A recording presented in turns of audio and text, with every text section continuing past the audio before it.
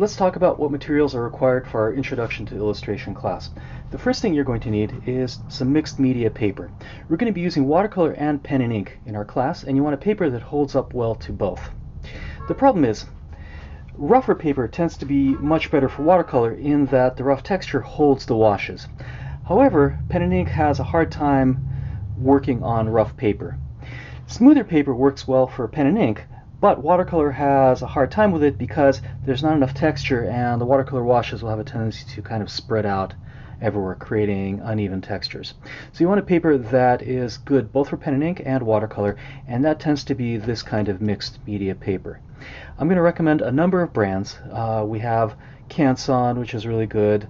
The Blix brand mixed media paper is also pretty good, but I usually use the Strathmore mixed media paper.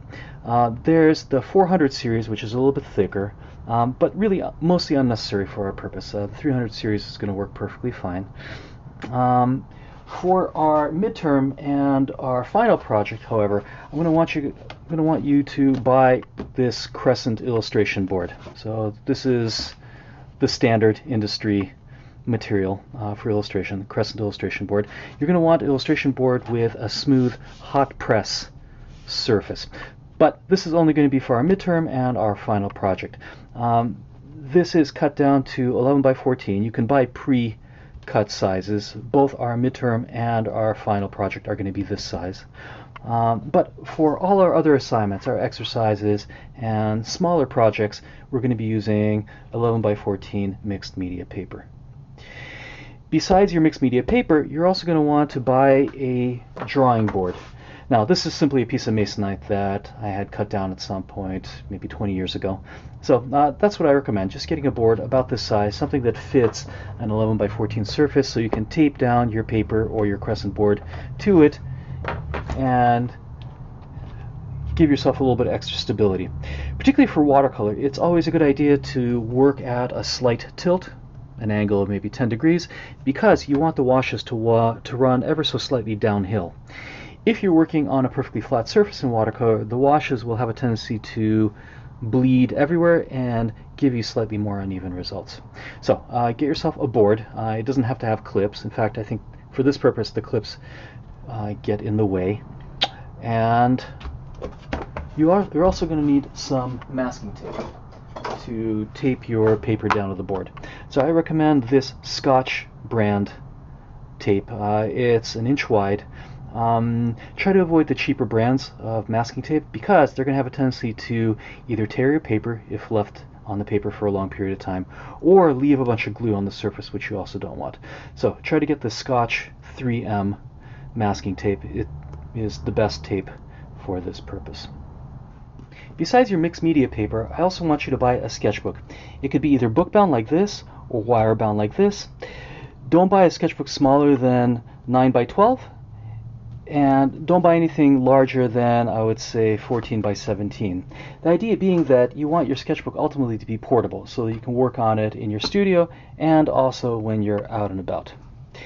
The advantage of the wire-bound sketchbook is that it'll allow you to tear pages out of your book because occasionally you need to Xerox something or to scan it, and being able to tear the paper out will also allow you to transfer the illustration, your sketch if you need to.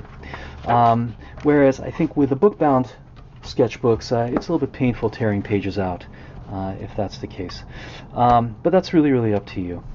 Think about the weight of the paper in your sketchbook. If you plan to be doing lots of washes, aqueous media in your sketchbook, buy paper that's a little bit heavier, mixed media paper that stands up to it.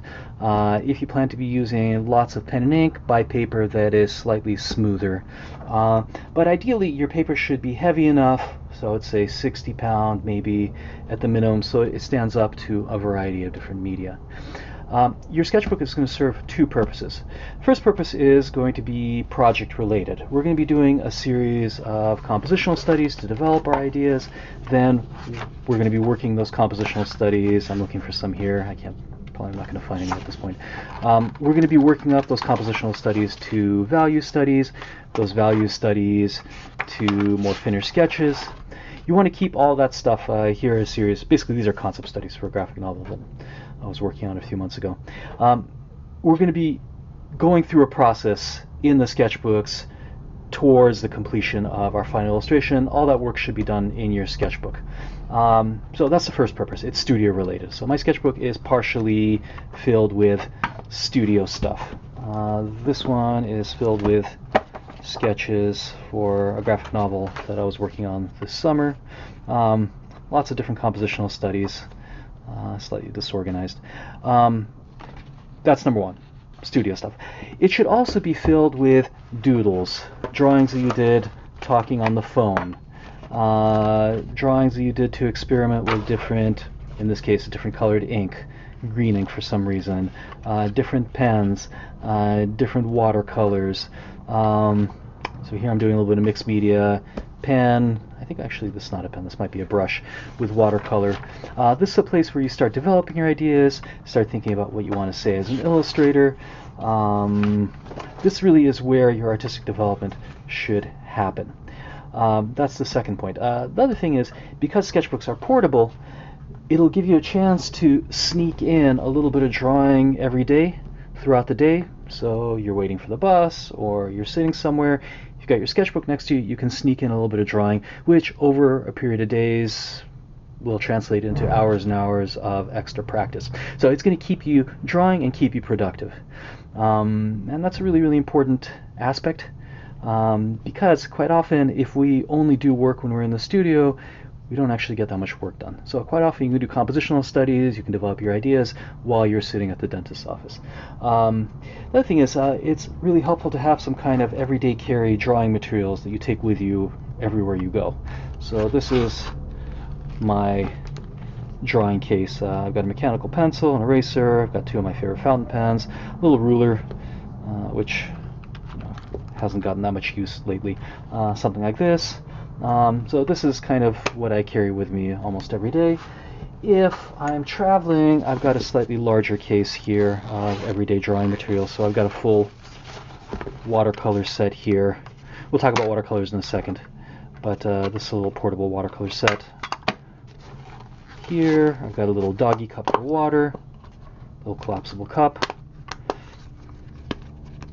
which no longer collapses, I guess. And then on this side, I have all of my favorite fountain pens. I've got a fountain pen filled with white ink, some pencils, all my brushes. So this is something that I take traveling. And then if I'm gone for a long time, I might take even a slightly larger case.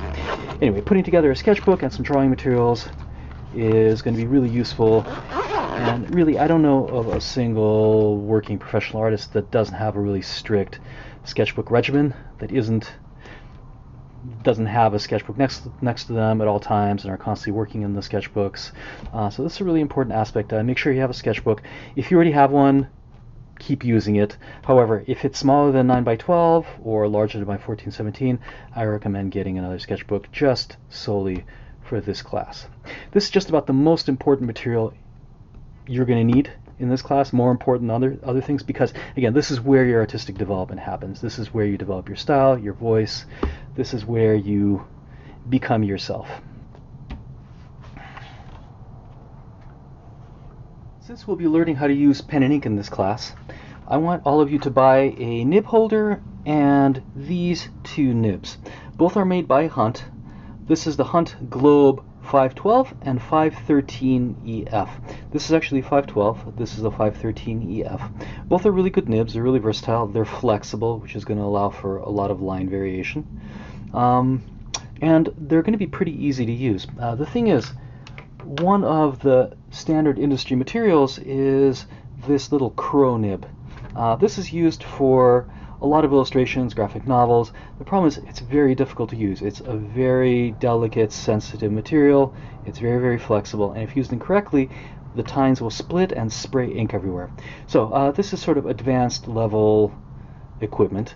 Once you get comfortable using this larger, slightly easier to use nib, you can transition to the crow if you want, though this tends to be for smaller drawing. You can buy nibs that are a little bit finer, a little bit sharper. Again, once the nibs go really fine and really flexible, they become increasingly harder to use. But these two nibs are also really good. They're made by Tachikawa. This is the Tachikawa 600 EF.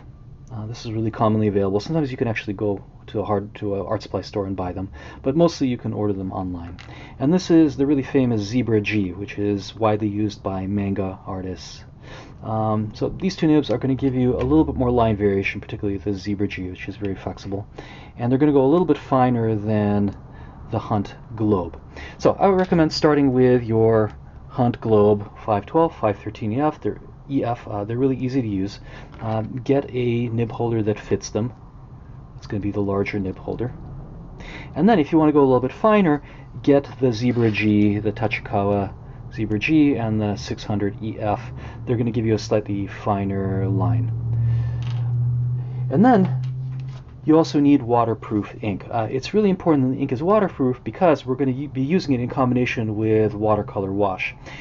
If the ink is not waterproof, then you're going to have to apply the watercolor wash first and then go over it with ink, which is a slightly more difficult technique. Doable, but more difficult. Make sure it's waterproof. This is waterproof right here, if that focuses in.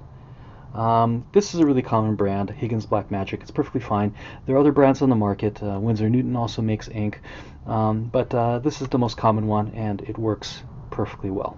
So get some ink. Oh, the other advantage is this little bottle has a built-in dropper, which is also really useful. So get yourself some ink, get yourself a nib holder and some nibs, and then we'll be ready to go for our pen and ink work. Besides pen and ink, we're going to be using watercolors to add color to our illustration. I recommend buying student-grade paint, and here are the three most commonly available student-grade brands. We have Grumbacher Academy, we have Van Gogh, and Winsor & Newton, the Cotman line. I recommend buying the smaller tubes. You might need to replace them later on, but I think this should suffice for the course of the semester. If you have a little more money to spend, you can also buy professional quality paint, but it's quite a steep climb in terms of price. For the professional quality, I recommend Winsor & Newton professional quality paint, professional quality watercolor. You can also get Holbein. This is the Holbein watercolor. This is Da Vinci brand, also really good. But there's lots of other brands on the market. Schmincke, Daniel Smith. I can't think of any others at the moment. What is the difference between student grade and professional quality paint? It's really all about pigment concentration. All paint is composed of three distinct elements. You have the actual pigment, which is the expensive part of the paint. Then we have the binder, which in the case of watercolor is gum arabic. Then we have something called filler, which is some kind of clear material which does two things. It evens out the consistency of the paint, so when you squeeze it out, it all has sort of the same goopy quality. And it also fills out the paint in the cheaper lines. So a cheaper student grade paint is going to have a little bit of pigment, a lot of filler, and binder. Whereas a professional quality paint is going to have a lot of pigment, a little bit of filler, just enough to even out the consistency, and binder. So even though both of these paints are approximately the same size, this is 8 milliliter, this is 5 milliliter, this one's going to contain considerably more pigment than this one. Why is that important? Well, in terms of watercolor, I'm only going to need a little tiny bit of this paint in order to get a really large covering area. Whereas with this one, I'm going to have to use a lot more. In watercolor, pigment concentration is pretty important. Not as important in other media, but it is important in watercolor. If you can afford it, buy the professional quality paint. But this student grade paint will be perfectly fine for our purpose. Now, I do want you to avoid really, really cheap paint that looks like this. So I don't even know what brand this is, but these large pan colors are for kids. Please don't use them. Now, you can also buy paint dry in cakes. So cakes are going to look like, let me see if I have this, or pans. They're going to look like this, right? So this paint was originally bought dry. You can buy what are called half pans. These are small little pans. You can also buy full pans like this. Basically, the paint in them is going to be exactly the same. So the same brands are going to come in pans, in dry cakes, or in tubes. You can do that if you want. However, some of the pan colors take a little bit more time to activate. You have to wet them, let them soak up the water a little bit. So these are going to be much faster to work with, ready to go immediately. So we'll talk about watercolor sets in a second, palettes and all that kind of stuff. So buy some paint in tubes. And by the way, paint tubes come in different sizes. So we've got small sizes, again, which I recommend. This is a larger size. This is, what does this say on it? This does not have a size on it anywhere that I can see. But it's about the same size as this one. So this is 14 milliliters. This is a larger size. If you have money to splurge, you can buy a larger tube like this, 37 milliliter.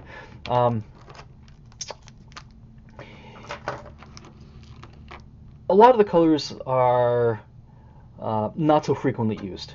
So perhaps your bright yellows, bright reds, obviously depending on what you want out of your illustration.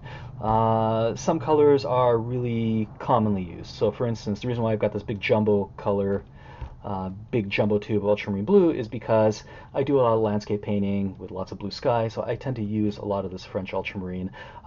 It's also really good for mixing shadows. So this is a color that I use very commonly, very frequently. This color I probably don't use quite as often. But that really depends, again, on the color schemes that you choose, on the size of your illustrations. So for right now, don't worry. Buy all small tubes, and then if you start realizing, gosh, I tend to use a lot of this color, next time you buy a set of watercolor paints, tubes, you can buy a bigger tube of it, just because you know you're going to run out of it very, very quickly. Okay, so that's watercolor paint. Try to, if you can, buy professional quality paint. However, this is my recommendation. Buy student grade. You guys are all starting out in working with watercolor. I don't know if you've taken watercolor classes before. I don't know what your experience is. This is going to be perfectly fine for our purpose, particularly because we're not going to be using it pure. We're going to be combining it with pen and ink. You're also going to need to buy yourself a watercolor palette. You have many options. One of the options is to buy a tin like this.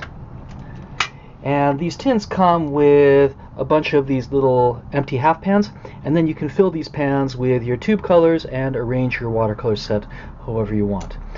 This tin, I believe, was probably less than $15. It's made by Medine. You can buy them on eBay or Amazon. This is a slightly nicer version. It's made with slightly heavier tin. When you buy a set like this, just make sure it's large enough for everyday studio use. So even though these are portable watercolors for painting outdoors, this one is, I believe, it looks like about 8.5 inches.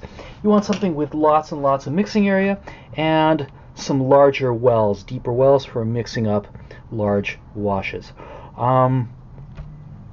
Notice that I have a bunch of extra colors, a few additional blues, a few additional reds.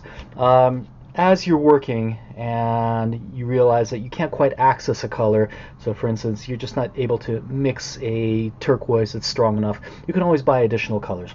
So the palette recommendations, it's just a recommendation. You can obviously use additional colors if you want. Just talk to me about it before you make your purchases.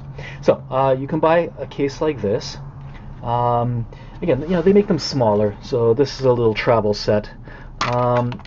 This is good for little work, not so useful for studio work where you're working on larger paintings. This one I usually take with me outdoors. Or besides a set like this, you can also just get yourself a palette. Looks like this. This is made by Talons. It's a metal palette. It folds out. It has a lot of depressions and extra mixing area. So something like this. This one I bought in Europe and might not be available in stores. But once again, there are lots and lots of options available. Something like this is really useful for studio work. So really large mixing area. It has a lid, which you can also use. You can say I haven't used this for many, many years. But this is really useful when you start working larger and larger. And this is pretty cheap. I don't know how much it was when I bought it. Probably under $15. So something like that. Here's another really nice one. It's brandless, unfortunately, but you can find a lot of similar brands. So here's another palette that I'm using for gouache work right now. Let me zoom out so you guys can see that more fully. There we go.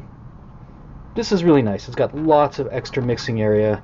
So I believe this thing actually comes out, if I'm not mistaken. Maybe it doesn't. Okay, so it's got some additional areas here to work with. And it folds, so it's semi-portable. So get yourself a watercolor palette. Most important thing is that it has a lot of mixing area, so you can mix up big piles of washes, so you're not constantly remixing. Sometimes you see students working with something like this. This is simply uncomfortable, right? These little depressions aren't large enough to mix big washes. There's just not enough space to work with.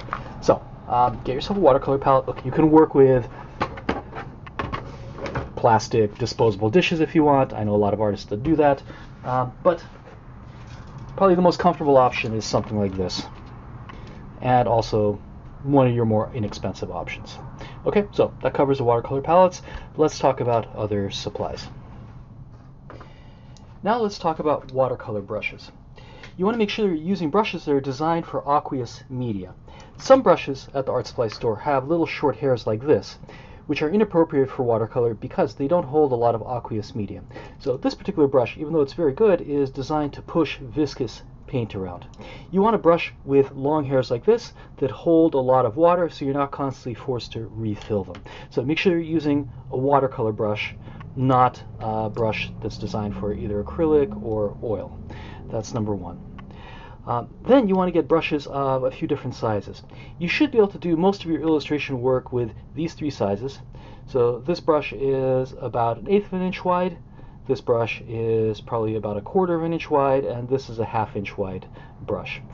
The specific size is not terribly important. You just want a brush for little detail, kind of a general use brush, and then one brush for applying large washes. There's really no consistency between the brands in terms of number, but for this particular brand, this is Winsor & Newton University series, which I recommend. This is going to be a number 2, that's a little tiny detail brush, a number 5 for the 1/4 inch brush, and then this is a different brand, but I think the sizes are consistent. This is a number 12. So get brushes that are number 2s, number 5s, number 12s. You can also, particularly for your larger projects, get something that's called a mop. So this is a really floppy brush that holds a lot of water, which creates really even washes. But because it's so floppy, you don't have a lot of control. So this is only for covering large areas. Let's say you want to pre-tint your entire illustration with some kind of color. This kind of mop is also really useful. I'm going to recommend a bunch of different brands, but this Winsor & Newton student line, university line, is really, really good. The thing is, brushes fall into two general categories. You have synthetic hair brushes, and that's what these are. And then we have natural hair brushes. So these two brushes are Kolinsky Red Sable. They're really, really expensive. You can see Kolinsky. These are really good, but you really don't need something this expensive. Most synthetic hair brushes will work just fine. Once you start going to natural hair brushes, they have to be pretty good and pretty expensive in order to work well. So unless you can really afford really good natural hair brushes, just stick with the synthetics. And the synthetics have the extra advantage in that you can use them with your waterproof ink. So this brush will never touch waterproof ink because it could potentially damage my brush. So here are the 4 brushes I recommend, but really you can get by without this mop brush. And I'll be recommending several brands in the materials list, but really the Winsor & Newton University line, it's quite often used by professional illustrators. It's a very, very common brand to use. And this one, this is a Princeton Art and Brush Company. Again, I'll recommend a bunch of different brands for you in the materials list. We're going to be sketching our compositions using a graphite pencil. So you can buy a graphite pencil, it looks like this. Make sure it's HB, though it can go a little bit harder too. So anywhere up to maybe 2H. Don't go harder than 2H, that's going to scratch your really soft paper surfaces. HB is what I usually use. Or you can use one of these clutch pencils. This is a 2mm clutch. This one's relatively expensive. It's made by Staedtler. And it's filled with 2mm leads. Make sure you get HB leads. Here's another one that's a little bit nicer. It's made by Rotring. This one's a little bit expensive, but mechanical clutches are really useful. Ultimately, I think they save you money, and they're just faster, so you're not constantly forced to sharpen your pencils. Besides that, you're also going to need an X-Acto knife if you're going to sharpen your graphite pencils or some kind of pencil sharpener. But get yourself an X-Acto knife and a bunch of extra number 11 blades, because you're going to be using your X-Acto knife to cut down your paper surfaces. So make sure you get an X-Acto knife that looks like this. And then I want all of you to buy two kinds of rulers. A metal ruler that's going to be used to cut down your paper surfaces, like this. And this is a really useful ruler, a clear plastic gridded ruler that looks like this, which is going to be really useful for drawing lines in your illustrations. You want to make sure, though, that this gridded ruler has a beveled edge on it. You're not going to be able to see it here, but if the edge here is perfectly straight and you use it with your dip pens or any other kind of pen, without that bevel, the ink is going to leak underneath the ruler. So check your ruler when you're buying it. Make sure that you're not going to be able to see this. There's a little bit of an angle along the edges here and here. So when you use your ink or even your watercolor sometimes, it doesn't leak underneath the ruler. So two kinds of ruler, a metal ruler, plastic ruler. Get yourself a graphite pencil, I'm sure all of you have one, and an X-Acto knife and a bunch of extra number 11 blades. You're also going to need a kneaded eraser to erase out your graphite marks after you've done your underdrawing. I find that the kneaded eraser works best for this because sometimes your hard eraser might scratch through delicate mixed media or watercolor paper. So get yourself a kneaded eraser. You're also going to need to get yourself a really high quality paper towel. So these are blue shop towels that you can get at hardware stores. If you can't get to a hardware store, you can also go to a supermarket and buy either Viva, V-I-V-A, or the Brawny paper towels. You want something that holds up to a lot of scrubbing, that's really absorbent. You'll find that one of the secrets to controlling the amount of water on your brush when you're doing watercolor is having a really nice absorbent paper towel. So get yourself a roll of paper towels. One roll should be enough for the entire semester. And then lastly, you should have something to hold water. So this is a glass container, it can be plastic. You want a container that holds about 2 cups of water, so you're not constantly running back and forth between your studio and your sink cleaning out the water. So this is a container that can hold about 2 cups of water. You can also have a few different containers, so one for diluting the paint and then one for cleaning your brushes, but I find that's mostly unnecessary. So paper towel and a water container. There's no required textbook for this class, but here's a book that I really strongly recommend, Creative Illustration by Andrew Loomis. Andrew Loomis was a really famous illustrator and author of a number of different books on painting, on figure drawing, on drawing in general. This book covers many different aspects of illustration. So he covers various rendering techniques. He covers, most importantly, his work process, various aspects of composition that we're going to go over in this class. How to use linear perspective to construct your compositions, how to think about composition in terms of camera angles. What else? Here he's dealing with various compositional elements. So these are things that we're going to cover in this class, but as supplementary supporting material, I think this book is very, very useful. So here he's telling about the various hierarchies in the work process. He talks about how to get into the industry. Obviously, all this information is incredibly outdated, but here's just about some of the most useful elements in this book. Here are a few compositional, actually value studies, where he's working out how to light his figures and ultimately arriving at a specific light direction, and then you can see his work process building to the final painting. This book is a little bit dated, again, in terms of the career advice it gives, in terms of its overall aesthetic. It's clearly from the 50s, but it has a lot of really useful information that even about developing color schemes, again, something we're going to discuss in this book. This book has lots of really useful information. He's obviously a very skilled artist. Here he's talking about how he uses reference material, obviously not a slave to the reference material, but adjusting the reference material based on the requirements of the illustration. So This book was out of print for many, many years. Here he's talking about the different value schemes, again, which we're going to discuss in this class. This book was out of print for many, many years, and because of that, it is occasionally available for free download online. But this book is not terribly expensive, surprisingly, even though it's in full color, relatively thick. I'm going to list it in the materials list.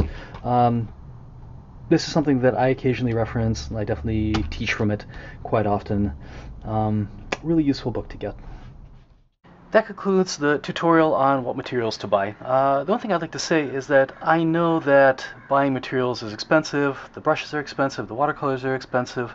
One thing you can do is stagger your purchases by looking at the class syllabus or the class schedule on Canvas.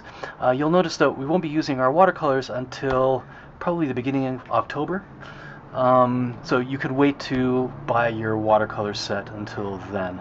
The other thing is, look, if you have to buy cheaper materials, or you have to work with the brushes that you already have, or the paints you already have, please talk to me. We'll be fine.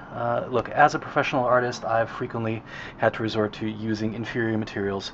Mostly it's really about how those materials are used than the quality.